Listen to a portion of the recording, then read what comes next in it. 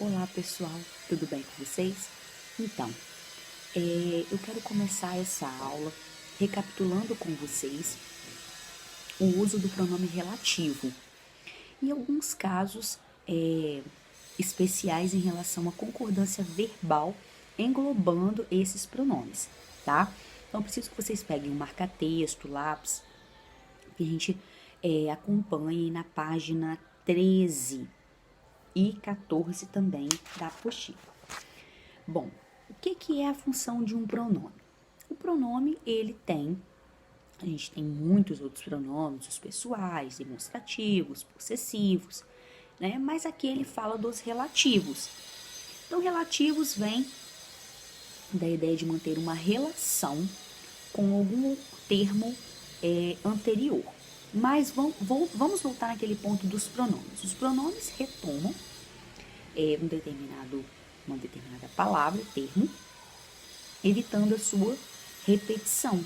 Então, um texto que tem vários termos repetidos, ele fica muito cansativo, muito enjoativo. Então, os pronomes são um recurso de coesão. Eles retomam alguns termos anteriores, evitando a repetição, não deixando o texto enjoativo, maçante, tá? E interligando essas ideias. Por isso que a gente fala de elementos coesivos, a coesão. E o pronome relativo, em particular, ele retoma um termo, chamado termo antecedente, evitando a repetição dele. Acompanhe comigo nessa tabela na página 13. Vai mostrando, recapitulando alguns dos pronomes relativos, os mais importantes, os mais utilizados. Ele fala do que, né, o mais comum, retoma coisa, pessoa, lugar. E temos assim, se nós estivéssemos na frase, li o livro. Depois outra frase, o livro narra a revolta da vacina. A gente conseguiria perceber a repetição do termo livro. E isso não é legal no contexto, pelos motivos que eu já citei antes. Então, ele coloca, usando o pronome recurso, ele elimina o termo livro uma vez. Li o livro que narra a revolta da vacina. Então, para você descobrir a que termo ele está se referindo, você vai fazer a pergunta do que em diante. Assim, que ou quem que narra a revolta da vacina? Então, você vai conseguir perceber que o termo antecedente, ou seja, o termo que vem antes, que ele ajudou, né, a não repetir, retomou, é o termo livro, tá? Lembrando que é também muito importante saber que os termos antecedentes são sempre nomes, substantivos. Também temos os pronomes o qual, a qual, os quais, as quais, que retomam coisas ou pessoas. Sempre assim, por exemplo, a qual vai sempre se referir a um termo feminino no singular. O qual sempre é um termo masculino singular. Os quais, masculino e plural. As quais, feminino plural. Adotei a gata, a qual estava machucada. A qual estava machucada. Que ou quem se poderia substituir? Estava machucada. A gata retomou. Ele usa o pronome relativo onde, que é específico para retomar lugar. Lugar físico. Ele visitei o Instituto Butantan, onde são fabricadas muitas das vacinas brasileiras. Então, esse onde está recapitulando, retomando o Instituto Butantan. Então, usou o pronome onde, você já vai saber que retoma lugar. Ele tem aqui cujo, cuja, cujos, cujas. O cujo, a família do cujo, é um pronome relativo especial, tá? Ele é menos utilizado, ele é mais curto. Então, ele sempre vai ter um termo antecedente, né, o que vem antes, e um termo consequente, que vem depois. E entre o termo antecedente e o consequente, eles mantêm uma relação de posse, ou seja, de pertencer. Vamos ver como que funciona essa questão aqui. Essa é a autora cuja tese é polêmica. Então, você veja que a palavra cuja, ele diz respeito à tese, está feminino, singular, mas que a autora e tese tem uma relação de posse, porque a tese pertence à autora, tá? Só nessa família do cujo que temos essa possibilidade. E percebam o seguinte, existe uma pegadinha, um ponto muito importante, que as pessoas costumam errar muito e cai também muito em questões de vestibular, a respeito desse pronome.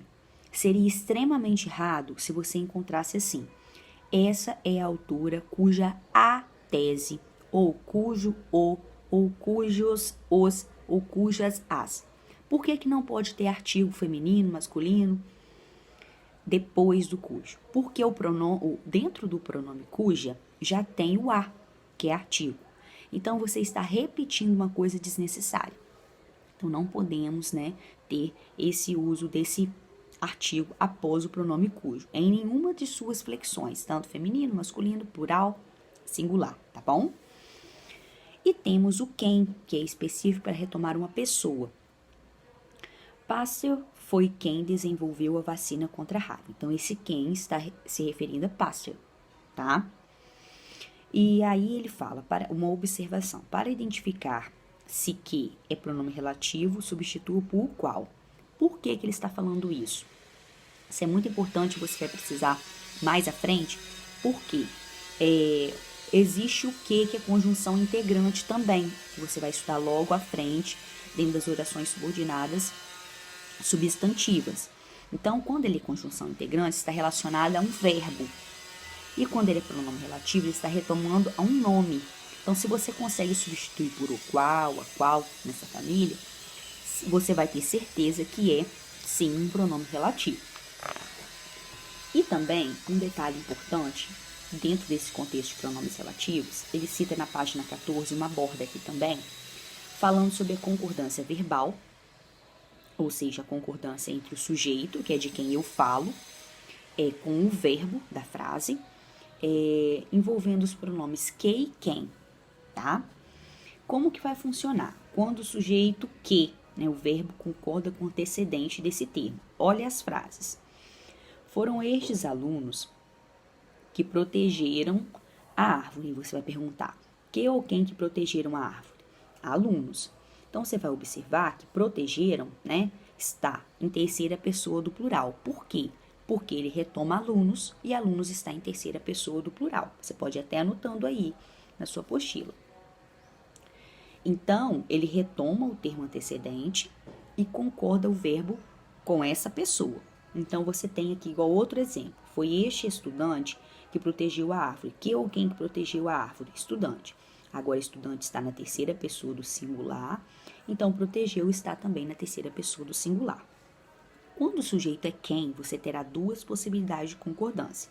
Olhe nos exemplos embaixo. Você tanto pode concordar com o termo antecedente, normalmente como aconteceu no que, tanto como pode usar a concordância concordando com o próprio quem, que está em terceira pessoa do singular. Fica um pouco estranho, parece que está errado, mas não está. É possível fazer esse tipo de flexão. Olha só. Pode ficar, então, fomos nós quem protegemos a árvore. O quem, como a gente já sabe, retoma sempre uma pessoa. Aqui está retomando a nós. E aí você vê protegemos, que é o verbo. Protegemos, quem é que protegemos? Nós. Então, você percebe que ele concordou na primeira pessoa do plural com nós. Beleza. O que fica um pouco mais estranho, menos usual, é o segundo caso, que é fomos nós quem protegeu a árvore. Soa um pouco errado, mas não está. Por quê? Porque ao invés de concordar com nós, ele concordou com o próprio quem, que está sempre em terceira pessoa do singular.